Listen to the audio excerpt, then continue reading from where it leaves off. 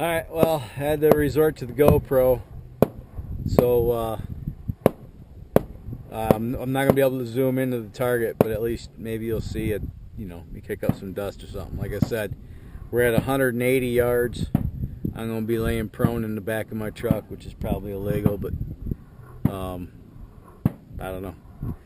So I'm going to put you back in the case and set you up looking at the target, and we'll see what we can see.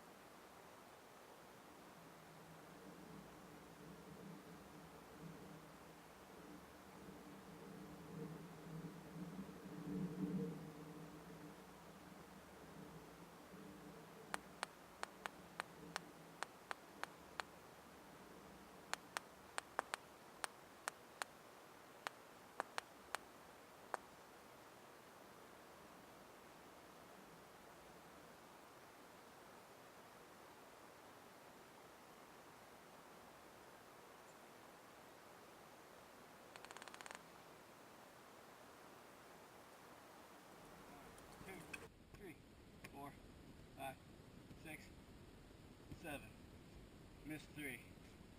Got 180 yards, you can't see the bullseye. But I did get one. And, if I was aiming for center mass, I'd be dead. So, I'm going to spend some time with my 22.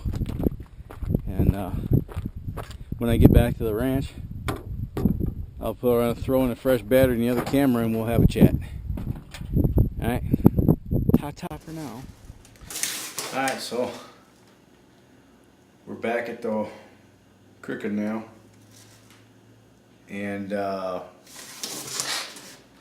it's dark. It's dark out. I was out to the range until I ran out of 22 long rifle. And let me tell you something. The reason I stayed out there so late shooting 22 is to burn up that 20-plus-year-old 22 long rifle ammunition. There's probably right around 200 rounds of it, and probably out of the 200 I had 35 duds, and probably half of the bullets that weren't duds were, less than, let's just put it this way. When I was shooting over the hood of my truck, and when I got done shooting, there was a layer of unburnt powder over the hood of my truck. So some of the bullets were, they went pop. Others went pew, like they're supposed to. Anyway, so I just stayed out there and got rid of them all. But where we left off was right when the battery went dead on my camera, and I switched over to the GoPro. And I was trying to zoom in on the target that was 180 yards away. This is my homemade target that was 180 yards away, and and I just kind of Sharpie mark this. You can barely see this. I could barely see this with these nearly 50-year-old eyes at 180 yards. This thing blended right into the ground. I barely picked it up. But anyway, I shot 10 rounds at this target, and there's 7 holes in the target. One right here in the bullseye. 2, 3, 4, 5, 6, 7. 1, 2, 3, 4, 5, 6, 7. I only missed 3. And you can see that the group says shooting high and to the right. But all things considered, check this. You're shooting at a person, and you're aiming for center mass.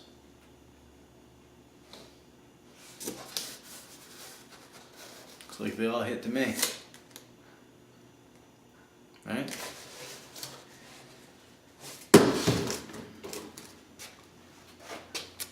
So, I had fun at the gun range. Apparently, these 9130s shoot. I haven't tried with the bayonet on it yet. The bayonet, put the bayonet on the gun. The gun's this tall. So apparently they shoot a little more accurately with the bayonet on it. I haven't tried shooting with the bayonet on it.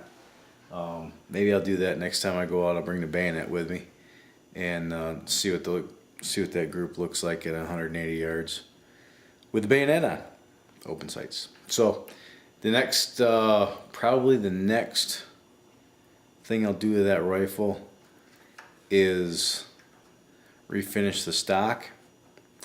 I was cleaning it tonight, and I got some solvent on the stock, and the stocks are shellacked. That's how old they are.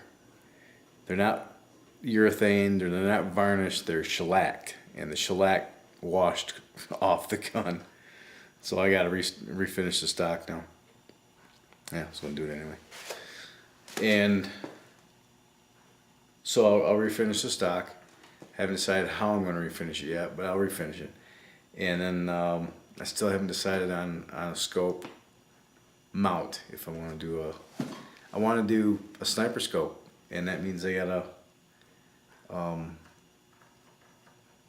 do it in such a way that it covers up the, so I won't be able to use a stripper clip to load. I have to load one at a time. But if it's a sniper rifle, that's how you're gonna load it anyway, one at a time.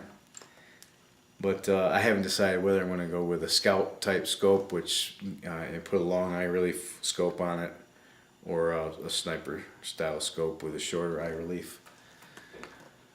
But I do need a scope if I want to do any kind of accurate shooting at distance. And maybe I'll do a little more research. I might have to shorten this barrel down a couple inches, 4 or 5 inches anyway, to compensate for the, apparently the barrel I think on this is 28 inches. I haven't measured it, but it's a long barrel, and shooting with the bayonet on it apparently does something with the harmonics of the barrel, and compensates for those variations in the harmonics. Right now it's shooting high and right. I can compensate by sighting the rifle in, but I'd rather do that with a scope. And I still, we'll see what my shoulder looks like tomorrow. Yeah, noticeably different with the recoil pad on it. Noticeably different. I ran 60 rounds through that, and it didn't bother me too much. But I still would like a compensator on it to keep the barrel from jumping. I want to be able to see my rounds going in. So that was my day at the gun range today. So I had fun. I hope you had fun watching. Sorry I didn't bring my batteries. When I heard the camera go beep beep and the screen shut off, I thought, oh, battery's dead.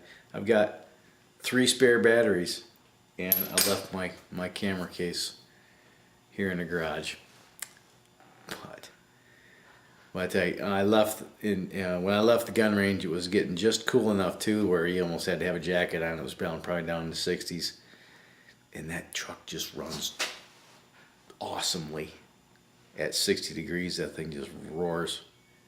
I don't know if you could tell in the video, but it's a lot better.